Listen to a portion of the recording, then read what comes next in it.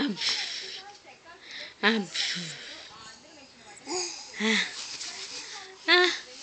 Abhiram AD Abhiram AD నాన్న AD Abhiram AD Abhiram ఎక్కడున్నావు AD అన్న ఏడి ఎక్కడ పోయిండు అన్న బయటికి పోయిండా అన్న బయటికి పోయిండా నాన్న ఏడికన్నా చందు